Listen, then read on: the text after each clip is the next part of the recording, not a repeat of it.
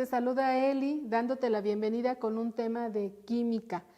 Vamos a hablar de un tema que tiene un contexto bastante interesante, no solamente para la materia como tal, sino también para lo que es tu desarrollo y la circunstancia de alimentación.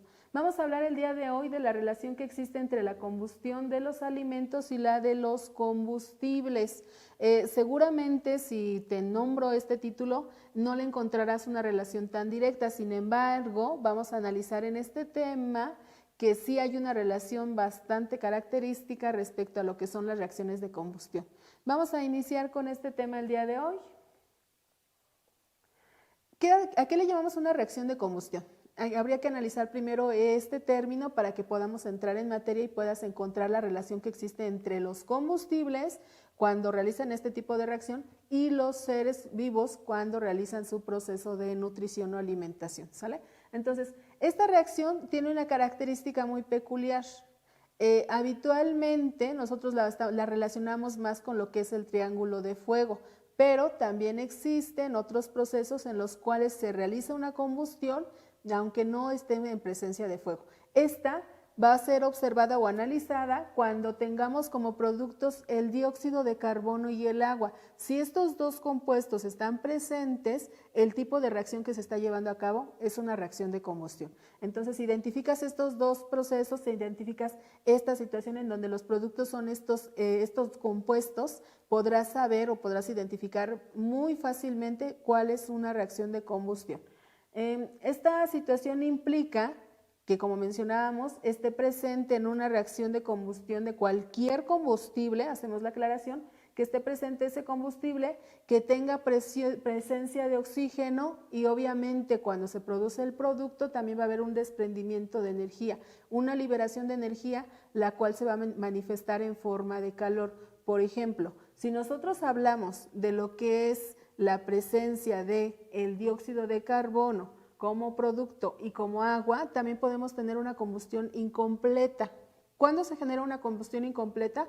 Cuando el oxígeno no es suficiente. Cuando tenemos una deficiencia de oxígeno, por ejemplo, algo muy habitual, hay hogares que tienen lo que es el consumo de gas o tienen el consumo del gas butano. Vamos a imaginar que están haciendo ignición de este gas, que es el que habitualmente ocupamos en la cocina. Este gas butano, cuando no es completamente oxigenado, y cualquier otro gas, cuando no son completamente oxigenados, el producto no es el dióxido de carbono. El producto en esta combustión incompleta, con ausencia de oxígeno, va a ser monóxido de carbono. Cuidado porque este es un gas mortal. Es un gas que es totalmente inoloro, incoloro y que difícilmente podrás percibir. De hecho, recuerda que el gas butano, el que ocupas en casa, no tiene olor. Se le agrega un olor con la intención de que lo percibas y ese olor es sumamente desagradable porque su intención es que te alerte y esa alerta te dé conocimiento de que está habiendo una acumulación excesiva de este compuesto. Recordemos que son combustibles que son de muy alta ignición, entonces ¿qué va a ocurrir? Pues si no lo percibes no te darías cuenta y se podría provocar una explosión o una quema de. Entonces, hablamos de este asunto. Ahora bien, cuando hablamos de reacciones de combustión, estamos hablando de que va a haber una transferencia de energía. Esa transferencia de energía, por ejemplo, a nivel organizacional, a nivel lo que sería un organismo del ser vivo, ¿qué va a ocurrir? Esta energía o este aporte de energética, ¿qué va a suceder? Lo atribuyes mediante la alimentación. Los alimentos te proveen la energía que requieres. Esta alimentación va a permitir el funcionamiento de tu sistema. Todos los alimentos que incluyes dentro de tu dieta son alimentos que la intención es que te nutran y ese proceso de nutrición pues va a traer consigo lo que es la reacción del organismo. Esa situación también implica que tengamos diversos tipos o grupos alimenticios, como estamos hablando de reacciones que ocurren. En la reacción o en el metabolismo y en el consumo de lípidos vas a tener una generación de grasa. Esta generación de grasa también se vislumbra como una energía de almacenamiento. Esa energía va a estar depositada en ti y pues obviamente si no la ocupas, pues ese tejido adiposo va a comenzar a tener consecuencias negativas en tu salud, pero está siendo una energía de reserva. Los lípidos nos proporcionan esa característica. Ahora, dentro de estas reacciones de combustión hacemos la analogía de lo que es una reacción de combustión cuando se está haciendo la ignición de un combustible, pero también cuando se está llevando a cabo un proceso de alimentación. Ambos van a tener como circunstancia lo que es como producto también una transferencia calórica. Una vez que se lleven a cabo estos dos tipos de reacciones, tanto de la quema de un combustible como de la alimentación de un organismo, estamos hablando que se va a liberar energía en forma de calor. Es una de las relaciones que tendría. También mencionábamos, los alimentos también se establecen como un tipo de reacción de combustión. Los alimentos son combustible para el ser humano. Atención, si estamos hablando de reacciones redox, tendrías que analizar el aspecto de lo que es reducción y oxidación. Habitualmente tenemos erróneo este concepto. Cuando nosotros decimos oxidación, de repente te viene a la mente el asunto del desgaste de un metal, habitualmente hierro, ¿cierto? No es así. Hagamos la aclaración. Las reacciones redox implican lo que es transferencia y pérdida de electrones. Si hablamos de que un material se oxida, habitualmente son los metales. ¿Qué va a ocurrir? En este caso no hay metales, hay que recordar que la ingesta pues no los contiene, pero también hay tipo de reacciones redox en donde hay presencia de no metales. Te pongo en contexto los metales para que relaciones la situación. Entonces, estos metales, ¿qué va a ocurrir? Habitualmente tienen pocos electrones en su capa de valencia. Estos electrones tienen entre 1 y entre 3, habitualmente la mayoría de los metales. Los de transición tienden a tener ahí diferentes pues cantidades, pero los números de oxidación habituales son entre 1 y entre 3 electrones. Esta cantidad de electrones, ¿qué les va a ocurrir? Pues son electrones que cuando se unen con otro elemento, que es no metálico, los van a perder. A esa pérdida de electrones se le llama oxidación. Y los no metales, como son los que están asimilando esos electrones para lograr su regla del octeto, ellos se van a reducir. De ahí la relación entre oxidación y reducción. Unos pierden, que son los que se oxidan, esos electrones, y quienes los ganan son los que se van a reducir. De ahí la circunstancia de hablar de tipo de reacciones redox. Ahora, en este entorno de la energía hablaremos que pues unidad fundamental, ya lo mencionábamos, estamos hablando de las calorías, también está relacionada con los joules. Recuerda que una caloría es muy aproximada a 4.2 joules, entonces también puedes hacer las conversiones necesarias. ¿Qué es la caloría? Pues en términos prácticos es la unidad fundamental para medir el calor o la energía, cualquier tipo de energía. Ahora, esta se va a referir a la cantidad que necesitamos para elevar la temperatura de 1 gramo de agua a 1 grado Celsius. Y apréndete este concepto porque va a ser muy importante para la situación de la termodinámica y otros procesos en la química.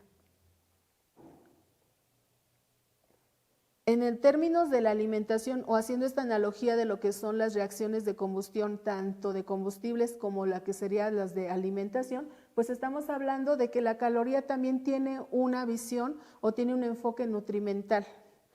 Este enfoque nutrimental te llega a considerar o te lleva a considerar lo que es la ingesta de alimentos. Estos alimentos están percibidos o están analizados, o el aporte calórico habitualmente está estructurado como kilocalorías. ¿Qué es una kilocaloría? Pues el prefijo kilo, recuérdalo, es un prefijo muy utilizado en física. Kilo es por 10 a la 3, es decir, te está hablando de miles. Entonces, una kilocaloría pues son 1000 calorías. Un ejemplo, si tú consumes un caramelo, y hay que tener cuidado porque la mayoría de los alimentos que no son tan sanos van a dar gran aporte calórico. El detalle no es en el aporte calórico que te proporcionen, sino en cómo estás empleando ese aporte calórico. Lo importante de este asunto es de que consumas calorías, pero que esas calorías también puedan ser empleadas. Hay que recordar que es combustible. Ese combustible para el cuerpo humano pues también debe de emplearse de alguna manera. Entonces, si nosotros consumimos un caramelo de 300 calorías, nos está hablando que en aproximado nos va a dar lo que es 300,000 calorías de energía. Es decir, tienes energía suficiente y la deberás emplear. De no emplear esa energía, se va a empezar a acumular tejido adiposo en tu organismo. Ahora, hablábamos de las combustiones, hablábamos de lo que eran las reacciones de combustión, pues viene una parte muy interesante para este punto. Vamos a hablar de los hidrocarburos.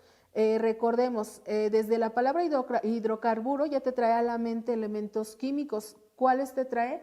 Pues seguramente el hidrógeno y el carbono. Y efectivamente, estas son cadenas de carbono. En realidad, el principal dentro de lo que es esta situación es el carbono y es el que denota la química orgánica.